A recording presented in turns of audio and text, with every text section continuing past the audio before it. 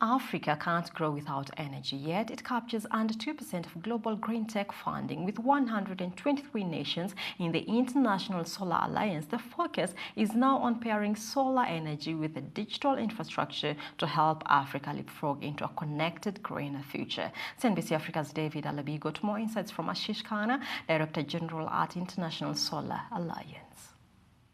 We feel the timing is right. The world has recognized that Africa cannot grow without energy. Mission 300 that I was part of while I was in the World Bank a couple of months back brings all the stakeholders together on centrality of energy.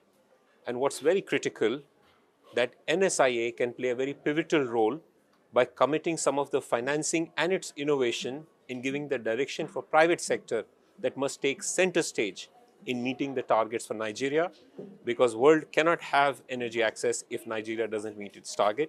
And as International Solar Alliance, we are part of adding to the financial innovation. And now let's talk about the progress we've recorded so far when we're looking at solar energy, and then in terms of global collaborations under the International Solar Alliance. Now, it's quite clear that solar investments really have the opportunity to open up much more catalytic elements where we're looking at job creation, equity, and even achieving our climate goals. But the flows still remain uneven if we go by the numbers here. I'd like us to do a review of where we are right now. How much more can we consolidate? Absolutely, David. So, International Solar Alliance now has 123 member countries, and the world has seen about $2.2 trillion invested in clean tech last year. But unfortunately, only 15% of that came to developing countries where 70% of the population lives, and less than 2% of that, unfortunately, comes to Africa. So I think we need to resolve how can Africa, which has the best solar radiation, which is about 600 million people having energy access, can get a lot of private sector investment.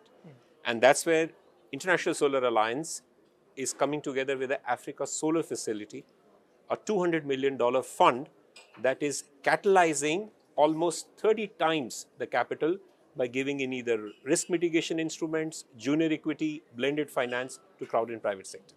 And talking about crowding in the private sector now at this moment, we also have to look at one of the key sectors in the solar value chain, decentralized renewable energy now. Let's talk about updates around how much you've been able to mobilize, the partnerships they're leveraging on this initiative.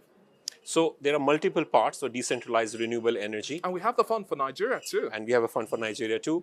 So along with SE for All, Africa 50, NSIA and ISA launched a DRE $500 million fund for Nigeria.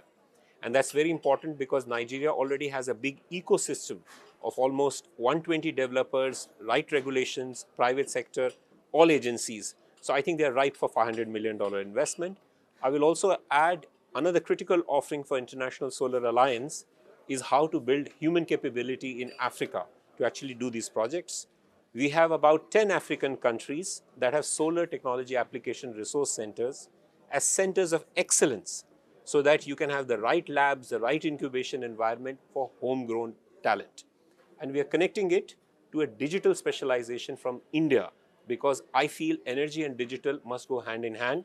And it's time Africa takes digital leapfrogging, taking of India's experience. I like the fact that you also talked about leapfrogging and utilizing India's experience as a whole. Now, we also have to revisit our mindset around artificial intelligence and when we're looking at on-grid and off-grid power solutions and still going on with that crowded pool of investments at this moment now.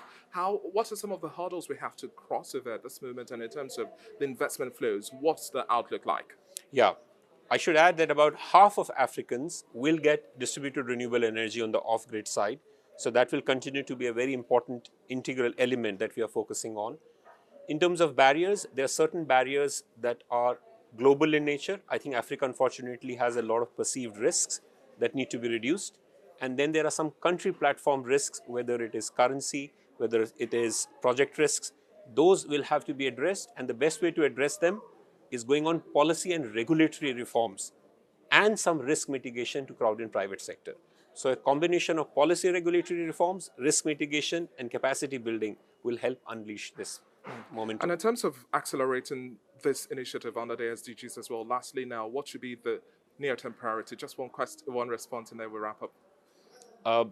Just have right institutions, with the right policy and regulatory reforms, because the timing for the private sector to step in on multiple times is right.